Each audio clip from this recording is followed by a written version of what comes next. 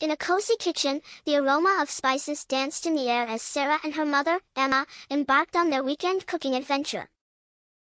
Mother and daughter, a culinary duo, shared laughter and family secrets, turning the kitchen into a haven of warmth. As they sifted flour and measured spices, Emma passed down cherished recipes that had been in the family for generations. The clinking of utensils and the hum of the stove orchestrated a symphony of tradition and love. Sarah absorbed the culinary wisdom, realizing that each stir and fold held more than just ingredients. It held the essence of their family bond. Amidst the sizzle of simmering sauces, they exchanged stories and dreams, making cooking not just a routine but a celebration of togetherness. The kitchen clock became a witness to the passage of time, marking the moments when a pinch of laughter was added to the mix. As the savory fragrance filled the air, they set the table with care.